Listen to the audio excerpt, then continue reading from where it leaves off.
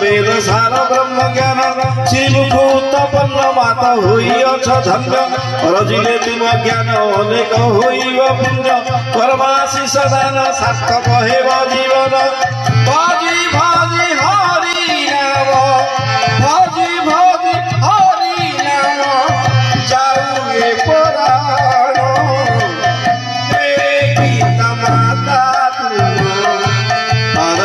प्रणाम हाथ रखी माथे मम हाथ रखी माथे मम दियो दिव्य ज्ञान हे गीता माता तुम पदरे प्रणाम हे गीता माता तुम पदरे प्रणाम।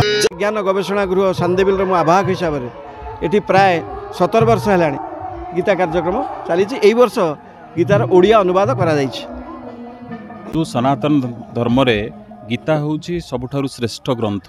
गीता केवल एक ग्रंथ नुहे, यह केवल अध्ययनर माध्यम नुहे, यह होची समाज को चेतना जोगाइबा एक विशाल ग्रंथ जहाँ को आमे समस्ते अध्ययन करने उचित। तेणु ताकू अध्ययन करने संस्कृत रे रचना करा जाइछि जहाँ जोड़े साधारण पाठकों पक्षे केबे भी सहज होनी संभव होना।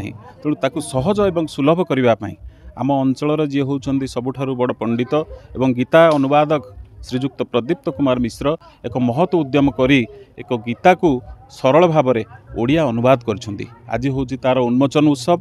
ए अवसर अनेक विद्वान पंडित माने आसीछन्ति एवं ए बही आज आनुष्ठानिक भाव में उन्मोचन होला परे मु आशा करुछि आम अंचल रे नुहे सारा ओडिशा रे प्रसार हबो। ए पुस्तकटी पहुँचला परे घरे घरे लोक माने ओडिया रे गीता को बुझिबे, तार अर्थ को बुझिबे एवं गीतार उद्देश्य सफल हबो।